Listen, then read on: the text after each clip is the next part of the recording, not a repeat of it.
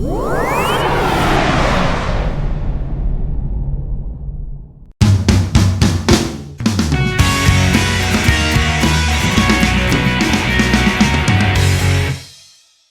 eu sou a professora Mariette e nesse módulo irei ministrar a disciplina Informática Aplicada às Artes, onde iremos ter um breve estudo das linguagens artísticas ou também técnicas artísticas, como é tratado pela professora Suzete Venturelli, que foi a organizadora da nossa apostila. Nela, iremos ver um pouco da introdução da história da arte, desde a pré-história até os nossos dias, procurando entender um pouco da questão de como se deu a inserção da tecnologia nas artes e como ela pode ser trabalhada em sala de aula.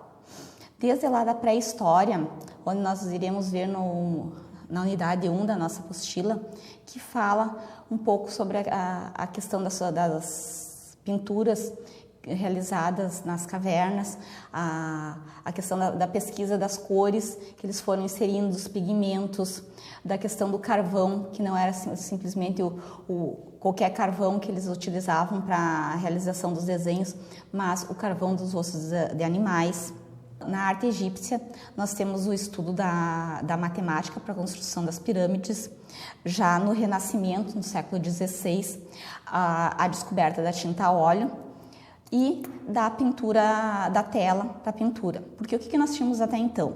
Nós tínhamos a tinta têmpera. Como é que era a têmpera? A têmpera era a mistura dos pigmentos com a gema do ovo, que tinha uma secagem muito rápida, onde os artistas não podiam trabalhar muito a questão dos detalhes. E o afresco para a pintura, principalmente, como exemplo, eu posso usar a questão da pintura do Michelangelo na Capela Sistina, que também tinha uma secagem muito rápida. E a tinta a óleo não, a tinta a óleo possibilitou que os artistas pudessem trabalhar e retrabalhar nas obras com maior detalhamento. Nesse período, nós temos o artista Leonardo da Vinci, que foi um dos grandes estudiosos daquele período, que contribuiu para várias áreas das ciências, desde a matemática, a biologia, a medicina, com o estudo do corpo humano, mas que ele ficou mais conhecido pelas pinturas dele, que é a Mona Lisa e a Santa Ceia.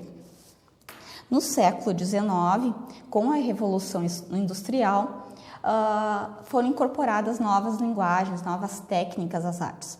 E com Marcel Duchamp, que foi um grande revolucionário desse período, houve a incorporação de materiais, de objetos já industrializados para o campo das artes. Por quê? Porque a arte ela sempre esteve entrelaçada com a história, com o seu desenvolvimento.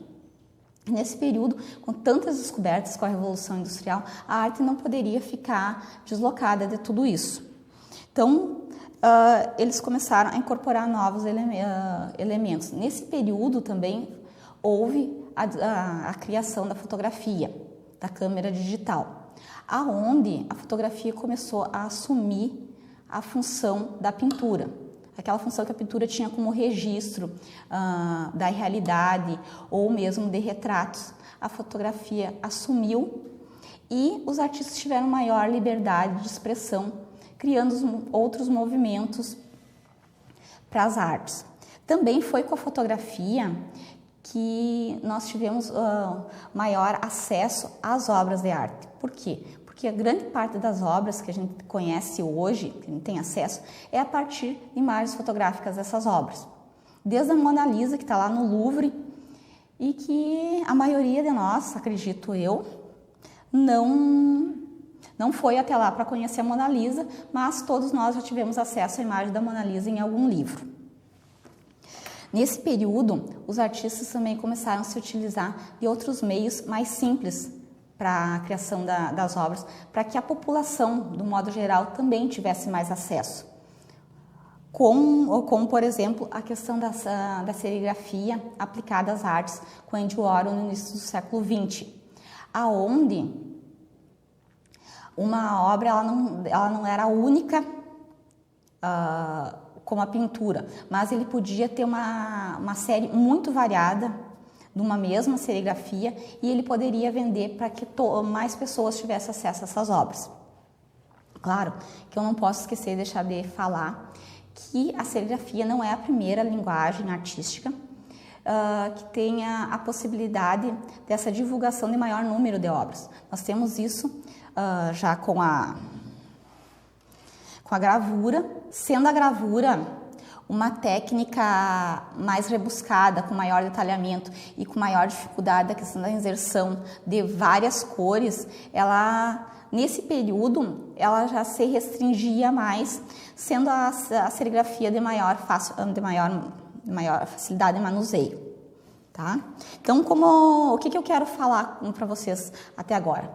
Que o estudo da arte, ela é muito ampla, a questão do estudar dos artistas é muito amplo. Então, por isso que eu falei lá no início que nós teríamos uma breve introdução da história da arte, para adentrar em questões mais específicas, como é tratado pela própria Venturelli na apostila, onde a partir da unidade 2 nós estudaríamos as técnicas de reprodução. O que seriam essas técnicas de reprodução?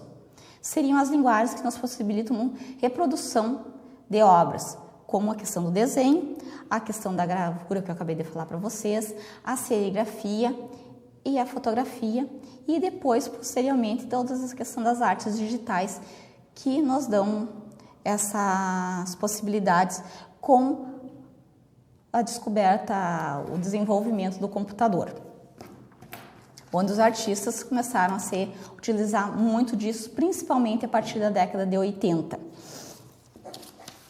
Tá? Nessa apostila, então, ela foi dividida em 5 unidades, onde na primeira unidade nós estudaremos as técnicas que eu acabei de falar para vocês, a partir da segunda aula. Na terceira aula, então, as técnicas de reprodução. E na terceira unidade, que será a nossa quarta aula, a arte digital. Alguma introdução sobre a questão de alguns artistas e algumas técnicas de arte digital que podem depois nos valer para nossas aulas nas escolas. E na quarta unidade, nossa quinta aula, então, as ferramentas de apresentação de multimeios que podem ser usadas tanto em sala de aula com os alunos para a produção de trabalho junto com ele, ou para levar a questão de imagens para o estudo em sala de aula, ou para os nossos próprios trabalhos nos cursos que nós realizamos. E na unidade 5, que será a nossa sexta aula, nós estudaremos o BR Office e o GIMP. Na nossa sétima e oitava aula, nós vamos fazer uma revisão do que eu, observando as postagens de vocês nas atividades, acho que será relevante como revisão de todo esse conteúdo estudado.